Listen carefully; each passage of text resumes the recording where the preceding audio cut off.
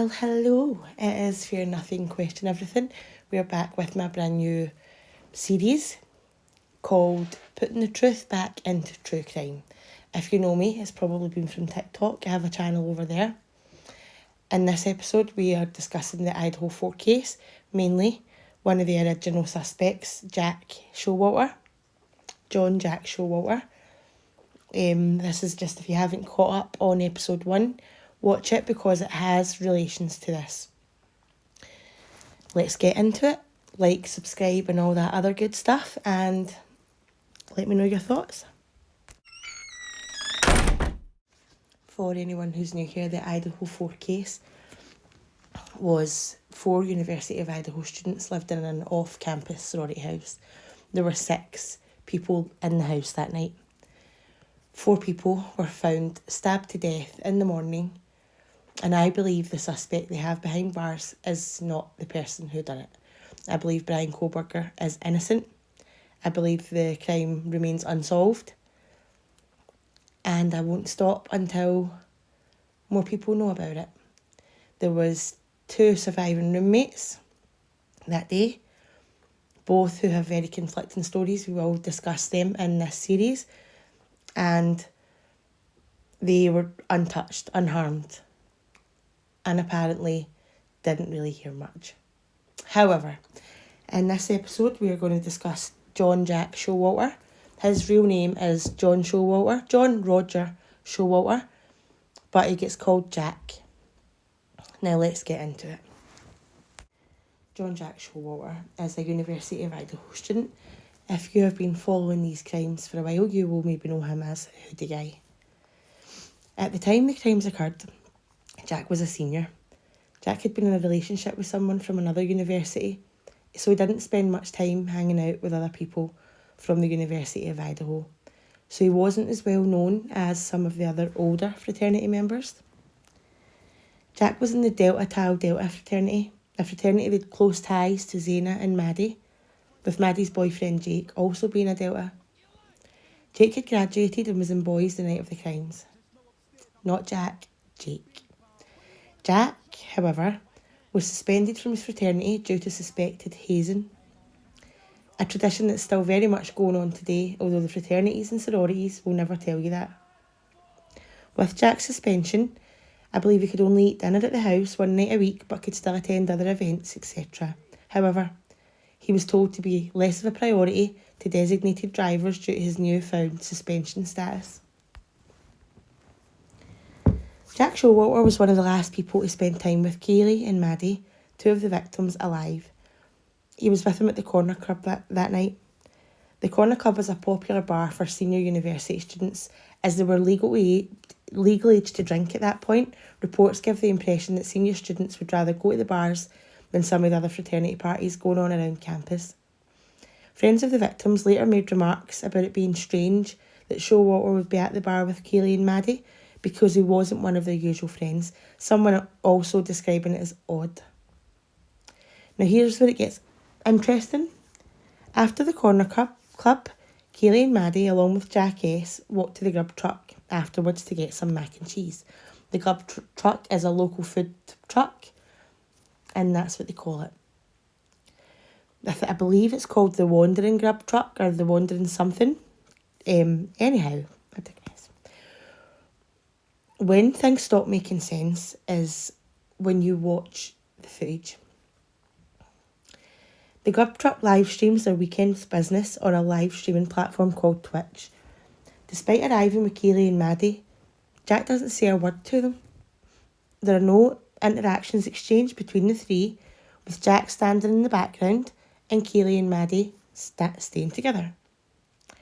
When it was time for Kaylee and Maddie to leave, they both turned and, I want to say ran, more like a speed walk, into the Uber driver's vehicle without any of them acknowledging Jack. No one said bye. No one even waved. No one acknowledged them. When the girls leave, Jack S. is seen throwing his arms up in the air in a shrugging motion and walks away. Reports from someone who was at the grub truck that night reported that Jack seemed annoyed with the girls. He described them as huffing and puffing and shaking his head a lot, as if he was annoyed. Jack S. later in his statement claimed to have said bye to the girls, something we later confirmed with the live stream footage as false. One thing I would also like to note before moving forward is that Jack lives in the same street as Kaylee and Maddie.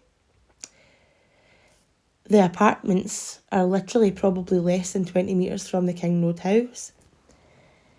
What I would like to know the answer to is why the girls wouldn't offer Jack a lift. In the footage of the girls walking to the grub truck with Jack, nothing seems suspicious, nothing seems odd. Maddie is walking a lot further behind in a somewhat intoxicated state, but everything else seems semi-normal. Why wouldn't Kaylee and Maddie offer Jack a ride home in the same car? Why do you guys think? Instead, the girls run away without acknowledging him. Jack shrugs and proceeds to walk home to his apartment. On the night of the 12th of November, prior to the homicides, Jack gave a description of his events to law enforcement. Nothing seemed out of the ordinary.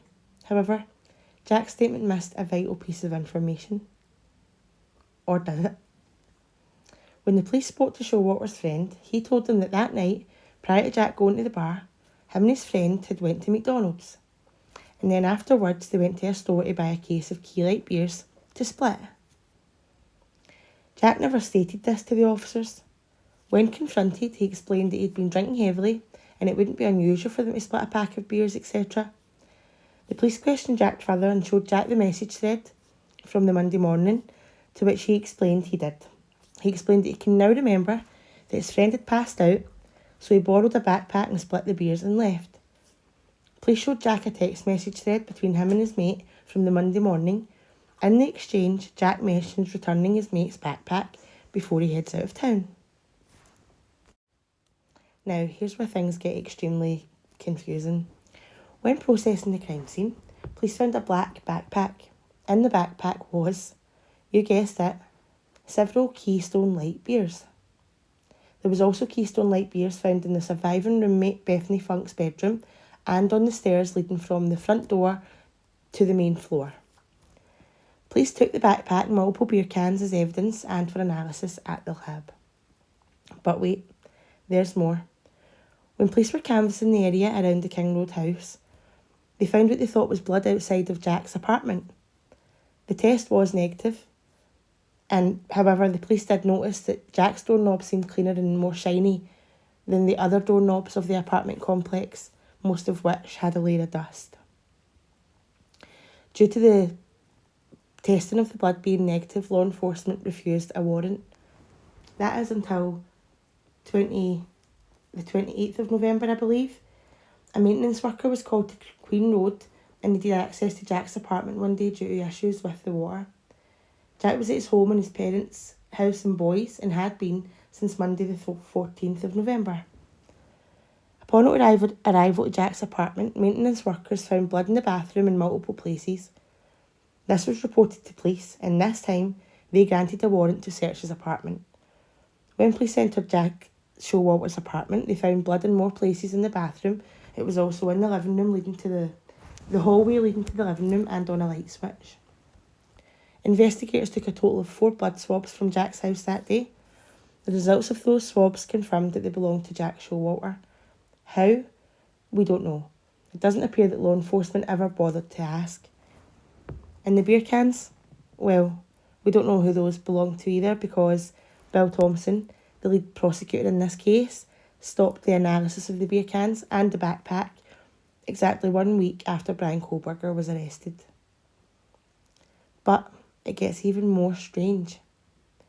As law enforcement went to the McDonald's in the store that Showalter's friend stated they bought the pack of beers from, Jack S. and his friend were not seen in either the store or McDonald's that day, certainly not at the times they stated. Police watched CCTV footage from the whole day, and no one matching Jack or his friend's description, nor the description of the vehicle, were seen in CCTV footage from that day. So if they didn't go to McDonald's or buy a case of beers that they later split, Then why did Jack return a black backpack to his friend on the Monday morning? And who do the Keystone beers that just happened to be in a black bag at the scene of 4 homicides belong to? These are questions that we will apparently never have answered, as Bill Thompson stopped the DNA analysis and further processing of the beer cans and the backpack just 1 week after Brian Kohlberger was arrested. So we will never really know how Jack Schowalter cut himself and got blood in multiple places of his apartment, or why his friend needed to lie about him going to McDonalds and the store to buy a pack of Keystone beers. But it is important to note, in Jack's original interview with law enforcement, he never claimed to do so. Who do you think is lying? Why would his friend fabricate a story? Why did Jack return a black backpack to his friend's house that he stated was filled with Keystone beers? What was really in the backpack? And most importantly of all, who did the black bag of Keystone beers really belong to?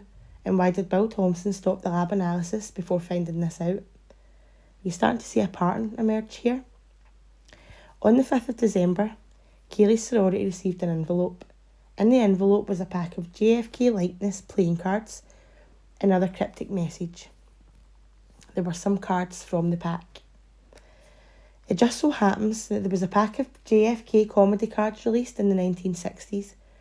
In the deck there is an extra card. The extra card reads, "The royalty of playing cards has variously represented Adam, Julius Caesar, Charlemagne, Helen of Troy, Pallas Athena, and others. Our own national leaders and heroes have been commemorated on the face cards.